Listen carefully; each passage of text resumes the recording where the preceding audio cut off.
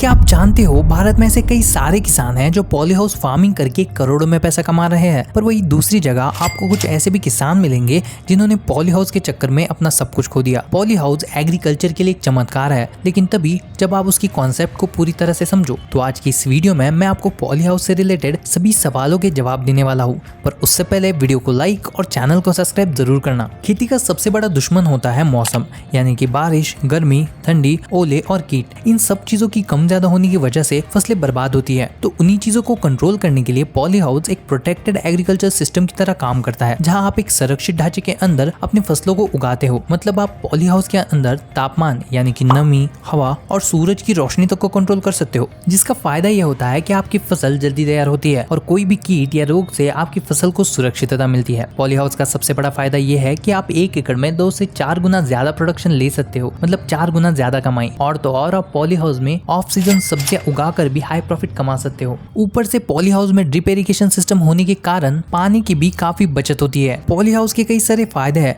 पर उसी तरह पॉली हाउस के कई सारे नुकसान भी है जो किसान को बर्बाद भी कर सकते हैं, जैसे अपनी खेती के लिए गलत पॉली हाउस स्ट्रक्चर चुनना। जी हाँ, पॉली हाउस के स्ट्रक्चर भी होते हैं जो आपके एरिया और क्रॉप्स के अकॉर्डिंग डिपेंड करते हैं। और कोई भी किसान अगर बिना ट्रेनिंग लिए पॉली हाउस सेटअप करता है तो तापमान को अपने क्रॉप्स के अकॉर्डिंग कैसे कंट्रोल करना है वो नहीं समझ पाता, और इसी वजह से maximum farmer poly house farming में असफल होते हैं। तो फायदों और नुकसान के बारे में जानने के बाद भी अगर आपने मन बना लिया है, तो अब हम बात करते हैं कि पॉली हाउस फार्मिंग का स्ट्रक्चर बनाने में हमें कितना खर्चा आ सकता है। तो पॉली हाउस बनाने का खर्चा उसके टाइप पे निर्भर करता है, जिसमें 3 टाइप होते हैं: low cost poly house, semi automated poly house और फुल्ली ऑटोमेटेड पॉली हाउस, जो स्क्वायर मीटर के हिसाब से भी बेचा जाता है। और 1 एकड़ में हमें 4000 स्क्वायर मीटर का स्ट्रक्चर लगेगा, जिसका खर्चा कम से कम 12 से लेकर 25 लाख के बीच में हो सकता है, जिसमें स्ट्रक्चर का निर्माण, UV stabilize sheet, drip irrigation, ventilation के पंखे और शेड नेट, ये सब चीजें शामिल होती है। और इन्हीं चीजों की वजह से पॉली हाउस का स्ट्रक्चर बनाना इतना महंगा पड़ता है। पर आपको खर्चे को लेकर घबराने की जरूरत नहीं है, क्योंकि एनएचएम की तरफ से राज्य सरकार आपको पॉली हाउस के स्ट्रक्चर के ऊपर 30% से लेकर 75% तक की सब्सिडी देता है। जैसे महाराष्ट्र,